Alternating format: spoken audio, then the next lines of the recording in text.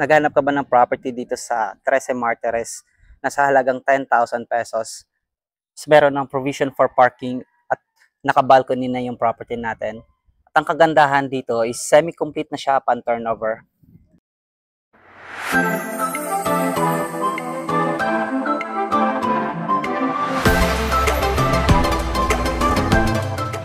By the way, bago natin simulan ang house tour natin for today, this is JC Ryan, your real estate agent from Rise and Shine.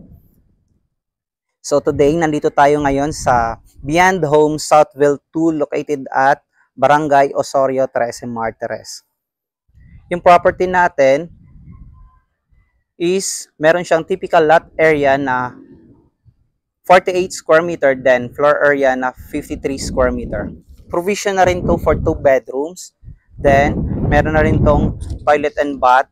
At saka, ang kagandahan is with carport na po siya. Sa halagang 10,000 lang po. Monthly amortization po yon doon sa Pag-ibig. Tara, check naman natin yung loob. So, ayun nga. Ang kagandahan sa property natin, upon turnover siya, is semi-complete na siya. Meron na po siyang tiles dito sa ground floor. Then, yung wall natin is painted na po siya. Pwede nyo na rin siyang patungan kung gusto nyo ng ibang kulay. Or meron kayong prefer na theme sa bahay nyo, kung team kahoy kayo or team puti. Tapos kumpleto na rin po siya. May mga socket na rin po siya.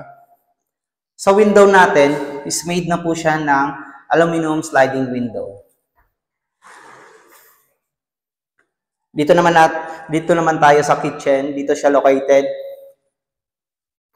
Yung kitchen natin, yung countertop table natin is with tiles na siya, then naka-dual sink na po siya. Meron na rin tayong space dito sa baba for cabinet natin. Kagandahan dito sa kitchen natin, no, mapapansin nyo, meron na po siyang socket or outlet para sa ating mga appliances. And kung mapapansin nyo, dito sa ground floor, sobrang lawak, sobrang laki. Pwede kayong maglagay doon ng living area nyo, then dito yung dining area, or pwede dito na rin po yung dining area nyo. Tara, check naman natin yung toilet. Sa toilet naman natin, naka-tiles na yung wall niya, pan turnover, pati yung floor, kasama na rin. Then, complete accessories na rin siya. Meron na siyang lavatory, then, meron na siyang toilet and bowl, tsaka, meron siyang shower head. Dito naman yung service area niya.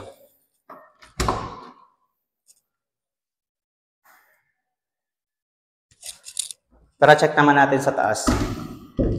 Sa taas natin, yung stairs natin is gawa siya sa combination ng metal, yung handrail, then wood naman yung pinaka-footsteps niya. Yung second floor natin, ang kagandahan dito is provision siya for 2 bedrooms. Upon turnover, kailangan nyo na lang lagyan ng partition para meron na po kayong rooms. Pwede na siyang, livable na po siya. Then, kagandahan dito, kung napapansin nyo, naka-tiles na rin yung second floor natin.